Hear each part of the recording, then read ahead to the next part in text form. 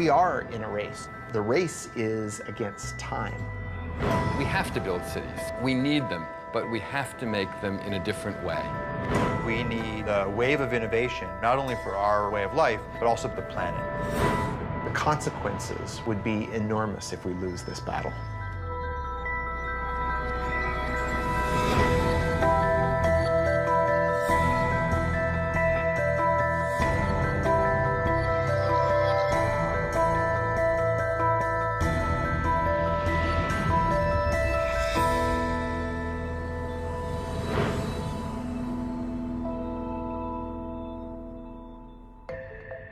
I'm Thomas Getz, executive editor at Wired magazine.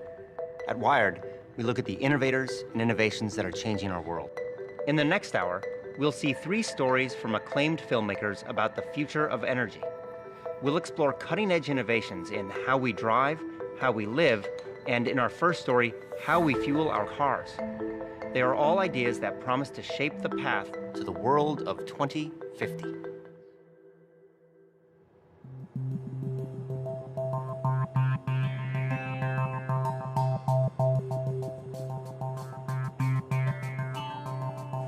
The world has right now close to 1 billion cars, and we might double the number of cars on the planet by 2050.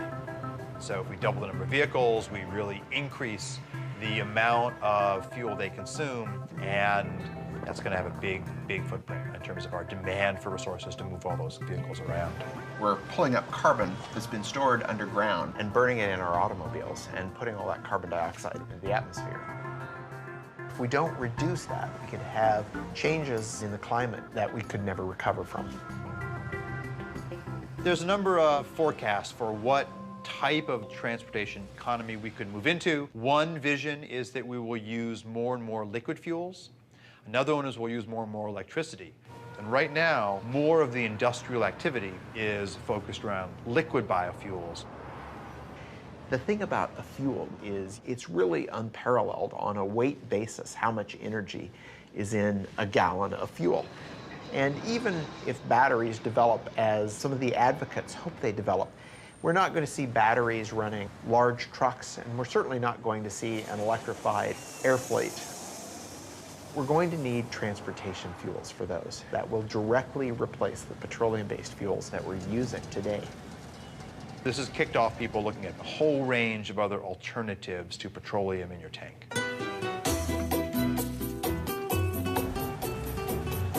Commercial production of ethanol as fuel started in Brazil in 1975. When we started the ethanol program, nobody talked about reducing emissions. This was not an issue at that time. First, and most important, we didn't have money to buy oil anymore after the first oil shock. We were importers of oil. And today, more than 50% of all cars use ethanol instead of gasoline. Brazil made a very conscious choice to try to find a way to reduce their fossil fuel dependence. And they didn't have to look very far because Brazil's climate is ideal for growing sugarcane. When you have sugarcane plantation, you have only 2 things to make, sugar and ethanol. My family has been in sugarcane business since 1955. And about 30 years ago, I thought there is opportunity to make more ethanol. And now we are producing 120,000 cubic meters of ethanol. Brazil today has very close to 400 sugar mills. The overall sales is 30 billion US dollars, and this number is increasing. If you look at how they make ethanol and how efficient the process is, it's really a model for all of us. They grind the plant up, extract the sugar from the cane. The sugar goes into these large fermentation tanks, which combines sugars together with yeast that naturally produces ethanol. They use the rest of the plant to generate heat to distill the ethanol and turn it into fuel. They also use that heat to generate electricity renewably, not putting excess carbon dioxide in the atmosphere. Brazil has gotten to a point today where they're using about 40% less petroleum than they would be otherwise. But Brazil cannot supply the whole world with ethanol because they would have to cut very strongly into food production and into critical natural areas like the Amazon to make that happen. And this really boils down to the fact that there's only so much arable land, and growing fuel for our gas tanks is yet another demand on that landscape. We cannot kid ourselves in thinking that we found a general solution for the world problems. I think we will have to face the world in this way today. We have no oil in very large quantities anymore. We have no coal transformed in a clean way. In the meantime, we have to do the best we can. And the best at the moment is that we can do biofuels.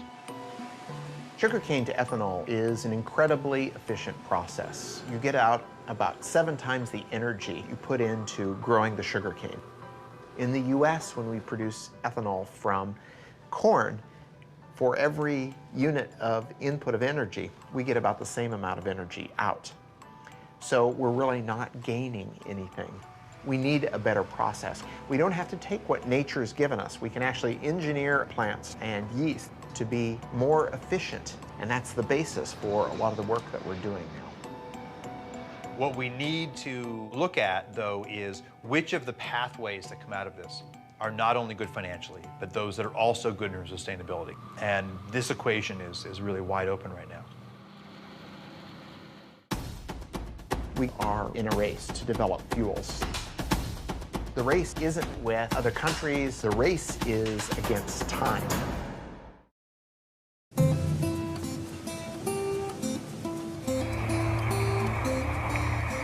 To meet the immediate and future demands, we made the energy solution spring from the ground.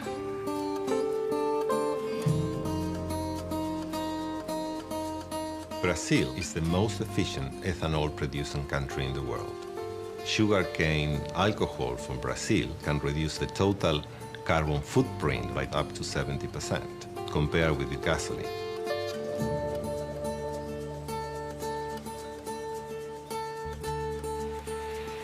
The biggest challenge for fuel providers and car manufacturers is to reduce CO2 emissions over the next 20 years. Demand for mobility will continue to grow. We believe that biofuels are very important because they help in an immediate way. All forms of fuel are going to be needed. Hydrocarbons, natural gas, biofuels, all of them are going to be part of the energy mix for the future of transportation.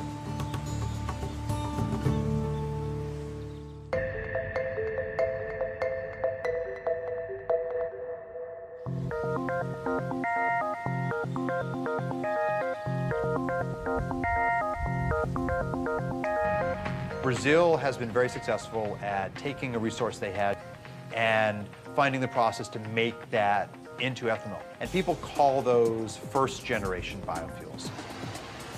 We have lots of lab work around the world that are looking at the second generation. That's generally turning cellulosic material from, for example, weeds into biofuels. And the United States is very much at the forefront of the innovation part of the equation.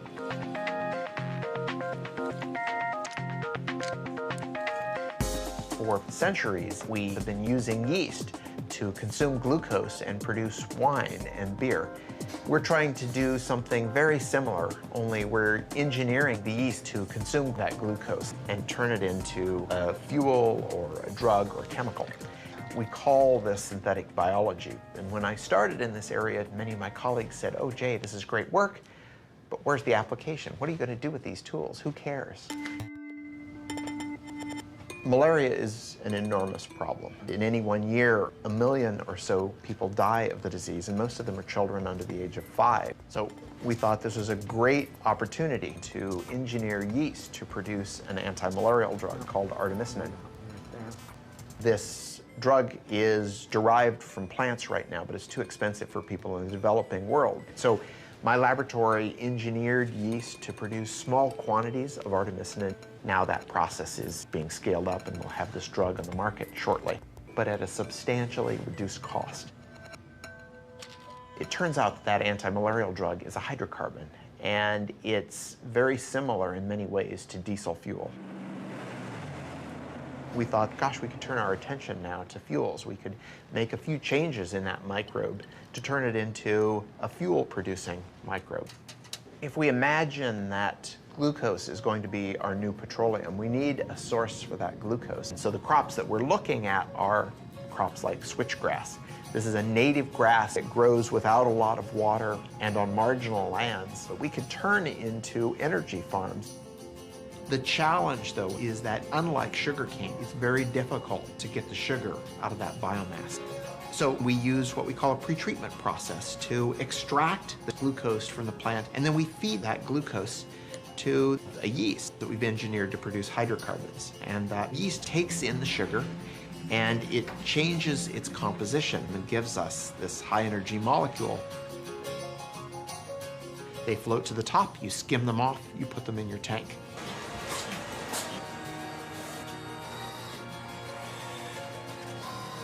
But it takes a lot of work to get from that small test tube all the way up into the million-gallon tank. So we have to give it time, but I think that some of the discoveries that are happening might be applied by the end of the decade.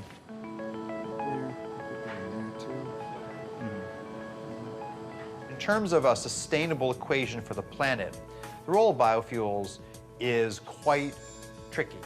There are a variety of crops that do not compete directly with food, and finding ways to utilize those types of crops first, that's very attractive. So solving the science is part of the story, but then evaluating all of these new fuels in terms of the land use impacts that they could have, that is an even harder story than doing the good science. Imagine that you could have one process that could take in sunlight and carbon dioxide and turn it into fuel. And imagine if that didn't involve growing anything at all.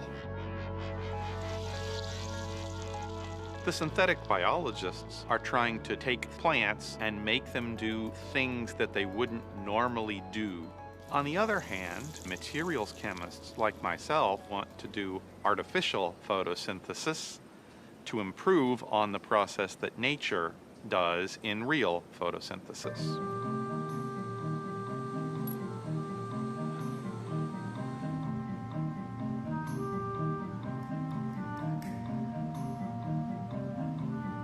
We should follow the blueprint of plants converting sunlight into fuel, but take the approach that it could be much simpler. All we really need is a light absorber that absorbs sunlight. We also need a catalyst like iron or nickel. So when you see the hydrogen coming off of the photoactive material, that's an example of a semiconductor breaking the chemical bonds of water to make hydrogen and oxygen.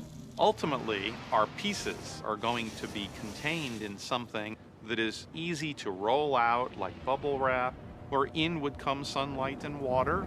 You would vent the oxygen to the air, but the bottom would wick out your liquid or gaseous fuel that then you could collect and use for our cars and planes and storage.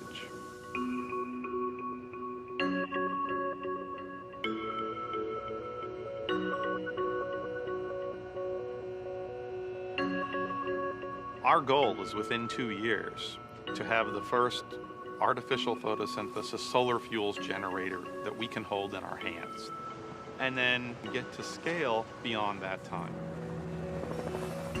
We're certainly not good at predicting the future, but to me, electric vehicles look like a sustainable option. We've heard proposals about things as far-fetched as nuclear-powered planes, and even some proposals to move freight around with lighter-than-air vehicles.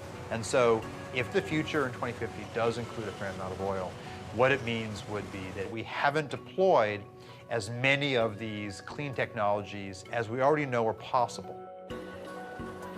If you think about how long it's taken for us to build up the petroleum industry, we can't hope to reverse that overnight. It's a huge change in our infrastructure. Yes, we should have been working on it 30 years ago. We didn't. We're trying to make up for that, and that means basic research needs to be done now and by as many people as possible. We have a long way to go, but I'm confident that we'll get there.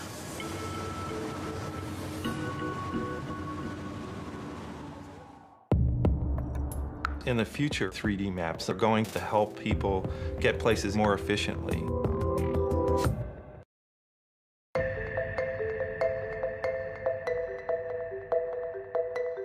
As we just saw, the race to produce cleaner energy is charging ahead. In the meantime, demand for cars continues to climb. By 2050, it's predicted there'll be 2 billion cars on the planet, and fuel consumption will have tripled. To keep pace, we'll have to radically change the way we drive. Here's our next story, Driven by Design.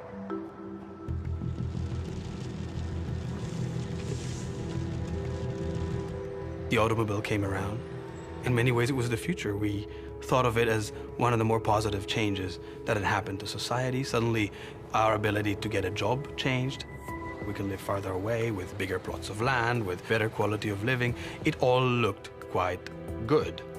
But there are limitations to swearing by the car. If it gets congested, your quality of life drops immediately. To spend so long in the car, it's very inefficient use of fuel consumption. Things start making sense all of a sudden. It doesn't bring you closer to where you want to get. It actually sometimes brings you farther. The average American spends nearly 300 hours a year in their car, 38 of them stuck in traffic.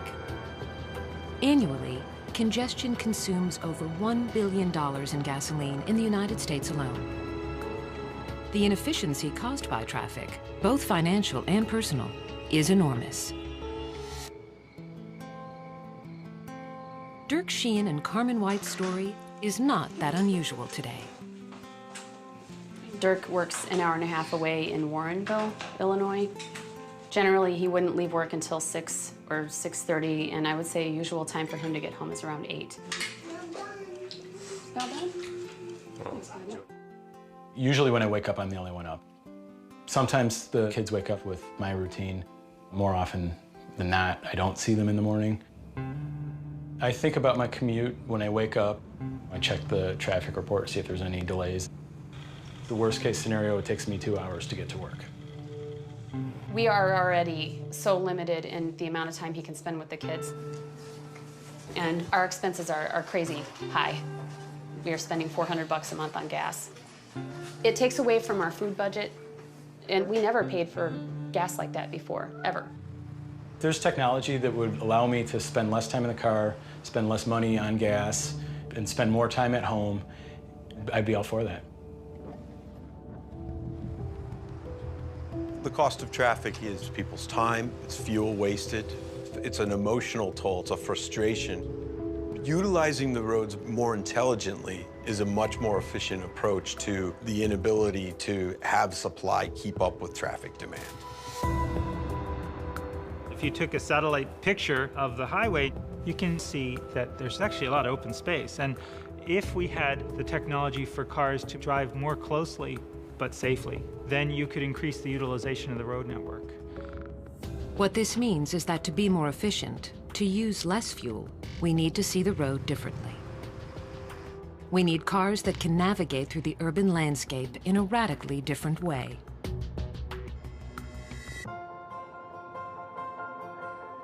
Maps in the future are going to be able to help people get places either more safely or more efficiently.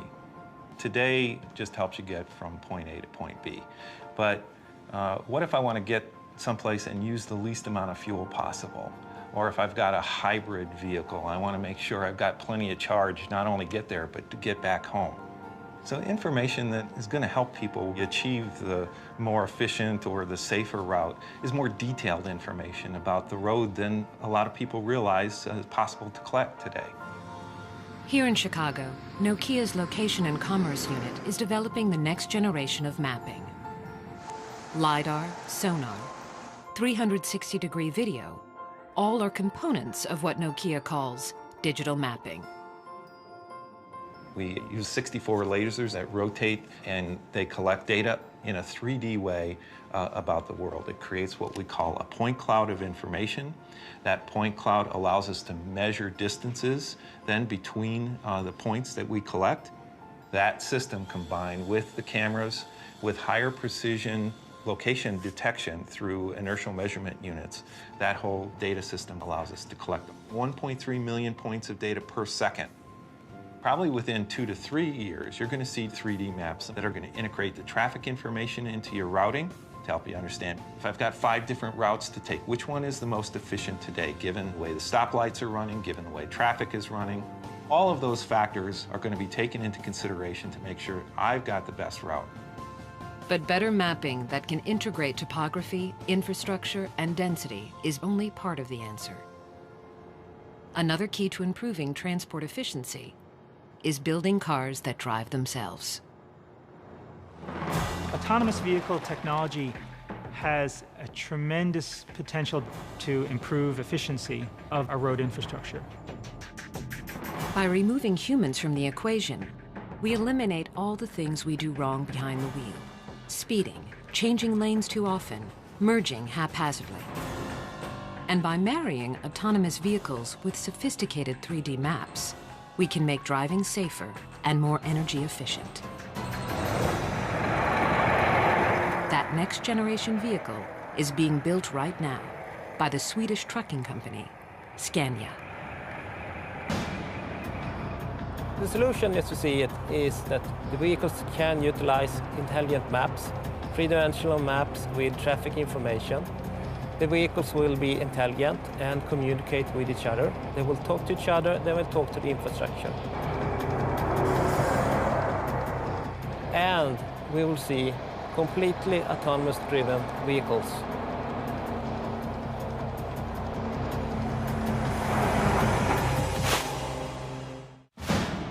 The goal was to have multiple robots and see if they could go 60 miles fully autonomously.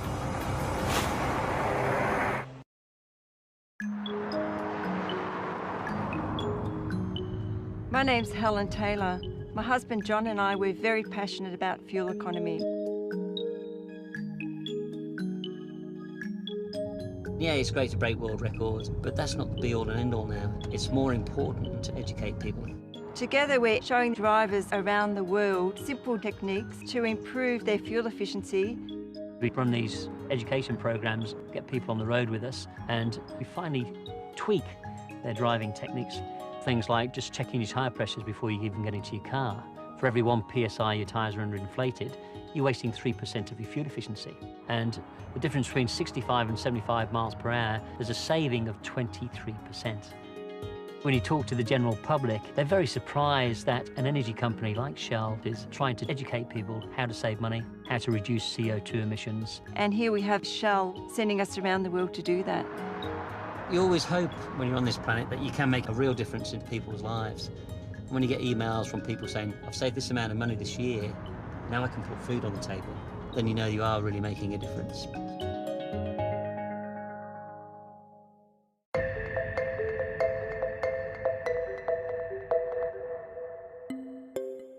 By displaying traffic density in the urban infrastructure in a revolutionary way, 3D digital maps will help create a more fuel-efficient future.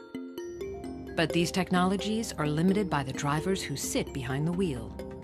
Some believe that for cars and trucks to be truly energy efficient, they will need to drive themselves. The technology is coming into play through sensors and capabilities for cars to drive autonomously. In 2007, the United States Department of Defense held a competition to see if a completely autonomous self-driving vehicle was possible.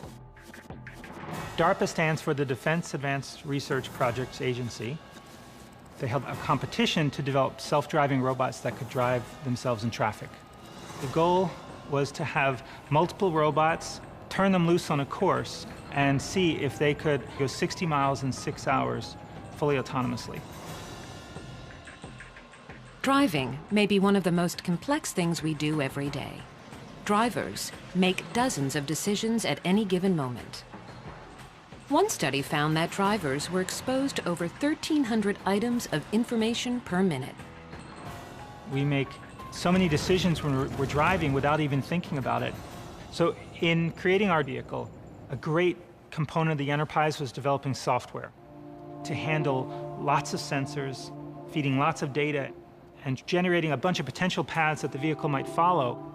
And even though the robot doesn't have the ability to predict the future, by using this fast random path generation, the robot could anticipate a potential accident and choose a path to avoid it, because it's always thinking about what things could the car do next. No one expects millions of cars driving themselves anytime soon. But there is a place where self-navigating technologies are being optimized to create the vehicle of the future. We are on the Scania test track outside Stockholm, where we have basically, it looks like a highway, but it's a separate test track where we conduct our own experiments. Scania, the Swedish trucking company, has recently begun testing its next generation of long-haul truck. Utilizing radar, sonar, and intelligent mapping, they've been able to drastically reduce fuel consumption. We have this example with platooning, where we make use of the reduction in air resistance or air drag that you get from driving close to each other with heavy-duty vehicles. And in order to control this, you need to know where the other vehicles are, where their position, their velocity, their actions in the near future. And to be very close to the vehicle ahead of you requires that you have very accurate control. If you look at robotics broadly, there's a wonderful set of research on people looking at schooling of fish and trying to develop the ability for robots to work together like that. So there are wonderful examples from nature of how cooperation can lead to more efficient resource utilization. You can see it when people are competing in Tour de France. They platoon to reduce air drag. They are not bicycling behind each other that close because it's fun. Or because they are racing. It is because they are reducing air drag, sitting behind the man who is leading. A truck traveling 55 miles per hour expends half its energy just to move the air around it. At 65 miles per hour, that number jumps to almost 2/3. Even if platooning can reduce the energy used by 10%, the savings would be substantial. If a vehicle in front of another vehicle wants to brake, it immediately sends out the brake message to the other vehicles. So they actually brake at the same time. The way we do this is we have an automated system. So now, for instance, if I take my feet off the acceleration pedal and turn the system on, the velocity is automatically governed by getting information from the vehicle ahead through its wireless system.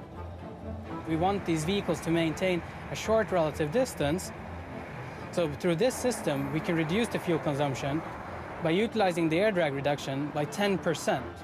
And 10% would mean you will be able to save approximately 8,000 euros per single heavy-duty vehicle per year.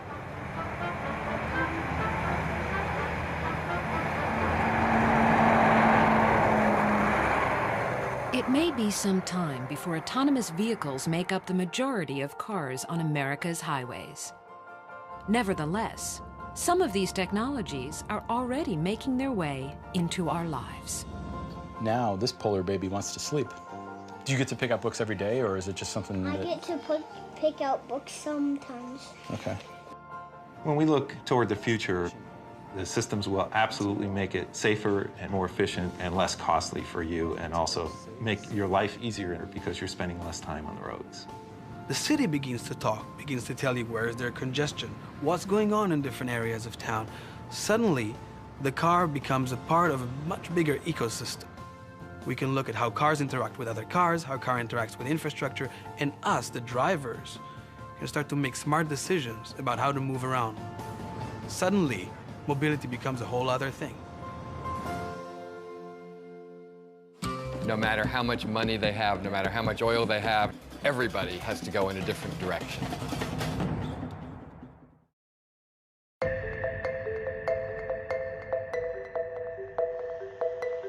We've seen that changing the way we drive can improve transportation efficiencies. But what if we change the way we build and live in our cities? That's the subject of our next story, Searching for Utopia. We'll travel to the United Arab Emirates and discover a city rising out of the desert. Let's take a look. From the beginning, we've dreamed of utopia, a place where we could live in harmony with each other and in balance with nature. Many have imagined it, tried to design it, but the dream always slipped away.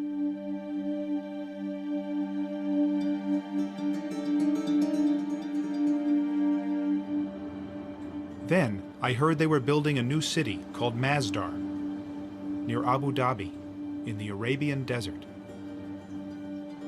It sounded like an unlikely place for utopia, and I wanted to see it.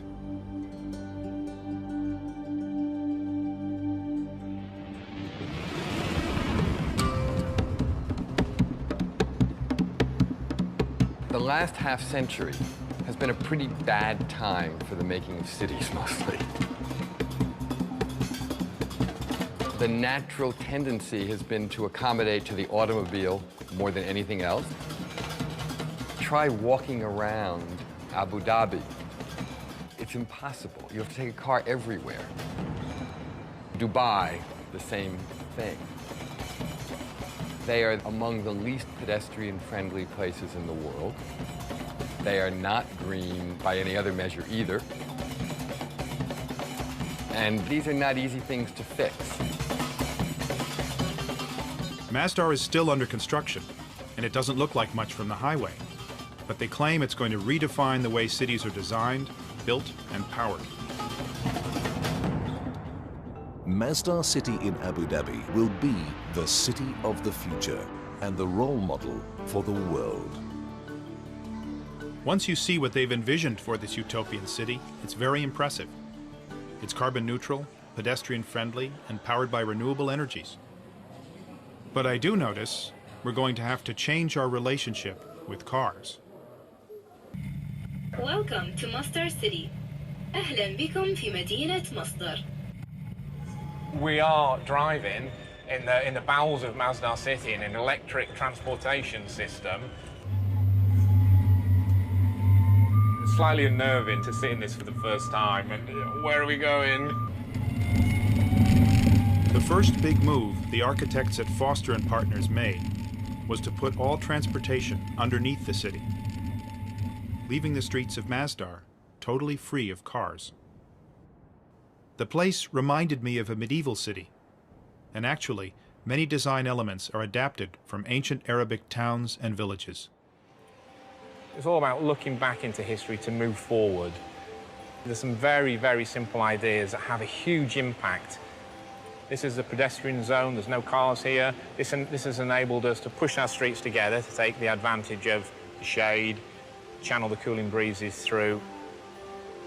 The whole scale here is based on the human being, it's not based on the motor car.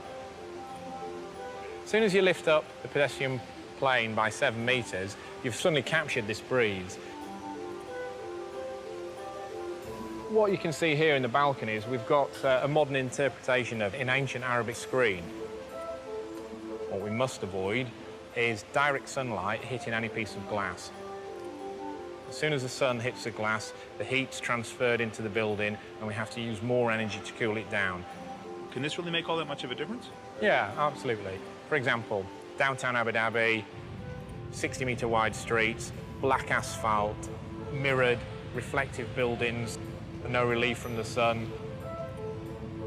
On a day in September, the air temperature in both places was 39 degrees. In Abu Dhabi, the temperature measured at the asphalt was 57 degrees.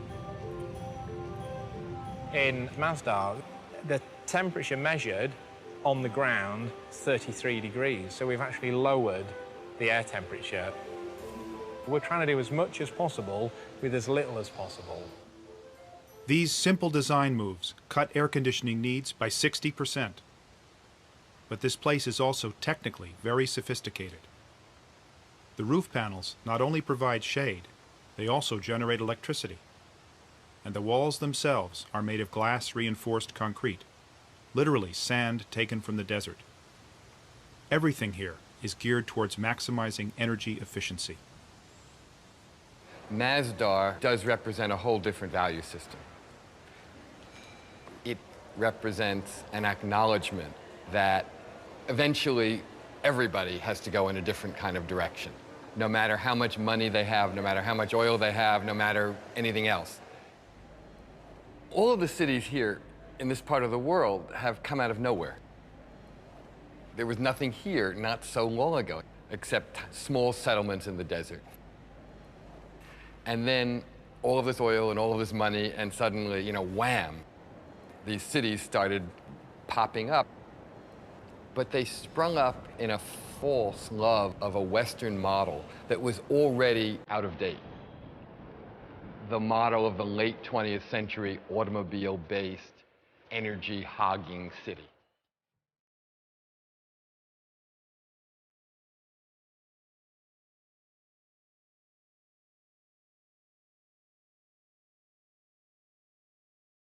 For most of the world, energy is very expensive.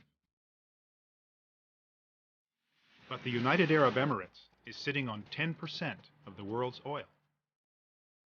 And energy is cheap. So cheap, you can run a ski slope in a shopping mall and build the world's tallest skyscraper. But even here, cheap energy won't last forever, and the people behind Masdar are determined to find alternatives.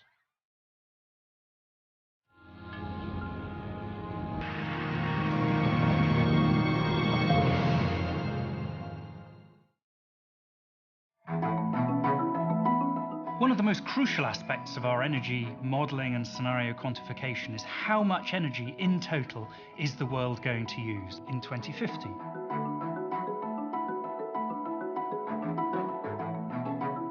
The scenarios team is a bunch of people with rich imagination, I would say. We have political scientists, economists, geopolitical experts. Really, we try to simplify the complexity all around us. We in the scenarios team are currently putting a lot of attention into cities and city development.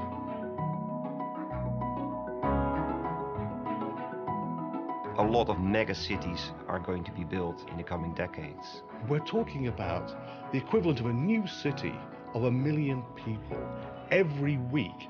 That is an incredible demand. Most of the world's resources are consumed by the cities. What if we could offer a blueprint for a better city? Public transportation, information, energy. We understand demand will rise. We understand that current supplies will struggle to keep pace.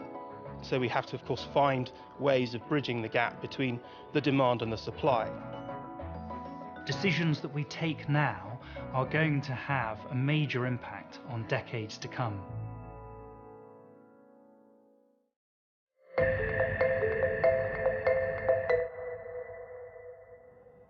There's enough oil under these sands to last 150 years.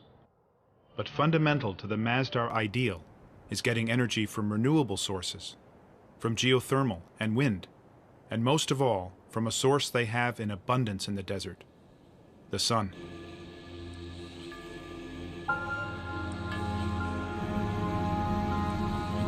This field of solar panels makes more than enough electricity to run Masdar, and the excess power is sent to the Abu Dhabi grid.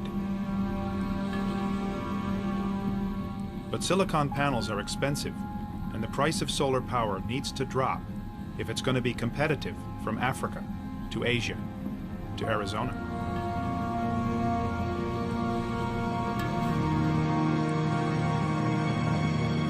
In the future, Masdar hopes to get energy from this prototype called the Solar Beam Down. Using highly reflective mirrors, the solar beam down may generate power more cheaply and ecologically than silicon panels.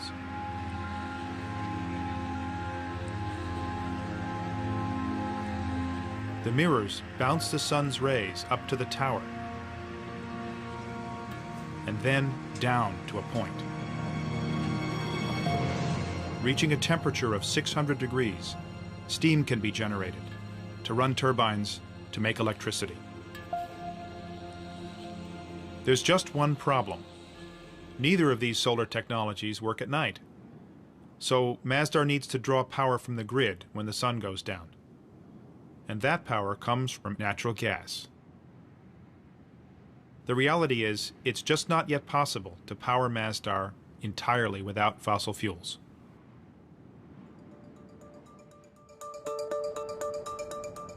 The great challenge with Masdar will be, how do you make it a place that will not be just this ideal city that no other place could actually aspire to because it doesn't seem real?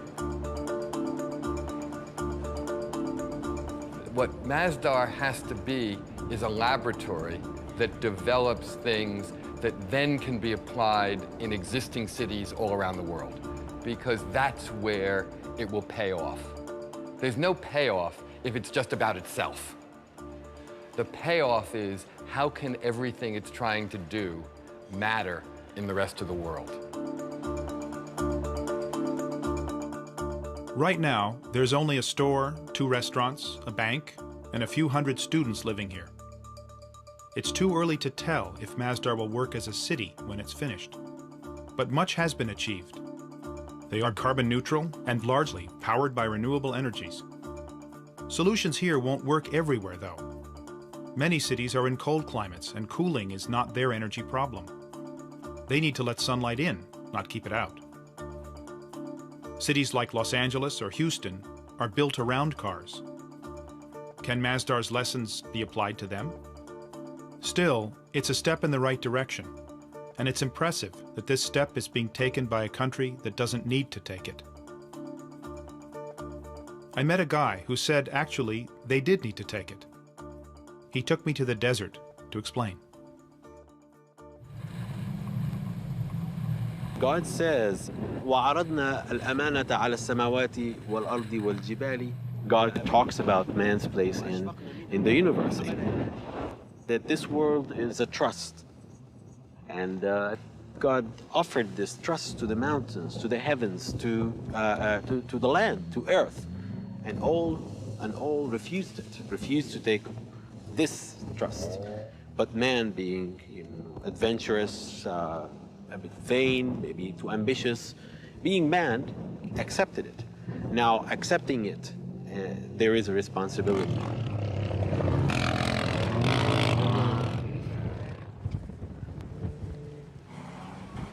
Taking responsibility isn't always easy. Utopia may be unattainable, but we must reach for it. And Masdar does give us a clue to what cities will be like in the future. They may not look quite like Masdar, but they will be shaped by the same concerns, by energy, where it comes from, and how it's used. The way we've been building cities lately is unsustainable. We can't go on building them that way. But to say that we can't build cities the way we have been building them doesn't mean we can't build cities in the future.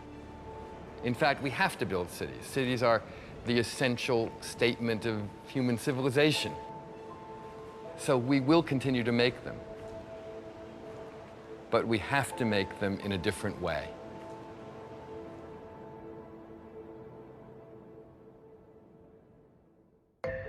What we've seen is that the world of 2050 won't look drastically different from the world today.